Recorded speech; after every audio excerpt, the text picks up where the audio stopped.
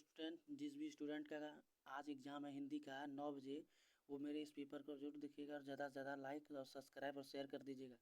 हमने इस क्वेश्चन को बनाने में बहुत मेहनत की है, जो क्वेश्चन को हर एक को छाँट छाँट कर लिखा है। चलिए क्वेश्चन की ओर चलते हैं। सबसे पहले क्वेश्चन है कि श्रम विभाजन और जाति प्रथा के लेखक कौन है। तो श्रम विभाजन और जाति प्रथा के लेखक कौन है? भीमराव अंबेडकर। कौन है? भीमराव अंबेडकर। उसके बाद है भारतीय संविधान के निर्माण में महत्वपूर्ण भूमिका किसकी है? तो किसकी थी? भीमराव अंबेडकर थी। किसकी थी? भीमराव अंबेडकर की। उसके बाद फिर देखिए श्रम विभाजन और जाति प्रथा क्या है। तो श्रम विभाजन और जाति प्रथा क्या है? मेरा निबंध है। श्रम विभाजन जाति प्रथा क्या है? निबंध। उसके बाद है अंबेडकर का जन्म किस परिवार में हुआ था। तो अंबेडकर का जन्म किस परिवार में हुआ था? दलित परिवार में हुआ था।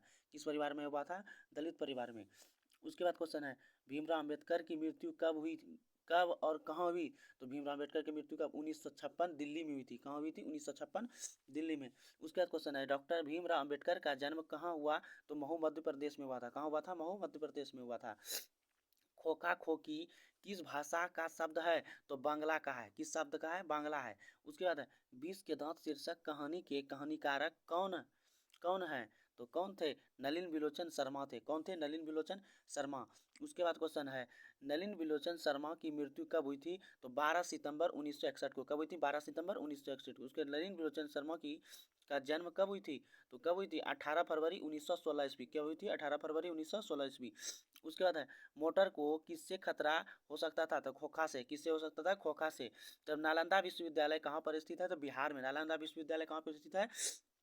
बिहार में। उसके बाद प्लेटो का संबंध किस देश से है। तो यूनान से है। किससे है? यूनान से। उसके बाद हिरोशिमा कहाँ है। तो जापान में। हिरोशिमा कहाँ है? जापान में। उसके बाद महाभारत क्या है। तो पुराण था। महाभारत क्या था? पुराण था। प्राचीन मानव का प्रमुख अस्त्र शस्त्र क्या था। नाखून था। क्या था? नाखून था।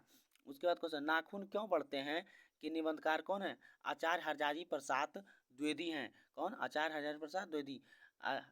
हजारी प्रसाद द्विवेदी का जन्म 1907 ईस्वी में हुआ और इनका जन्म कहाँ हुआ था? बलिया उत्तर प्रदेश। कहाँ हुआ था?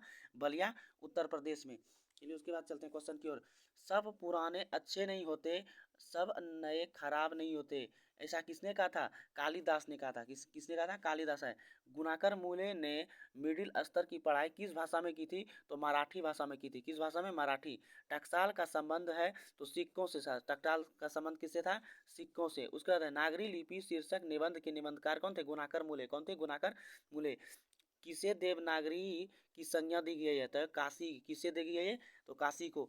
उसके बाद क्वेश्चन गुणाकर मूले का जन्म 1935 ईस्वी में और कहाँ हुआ था?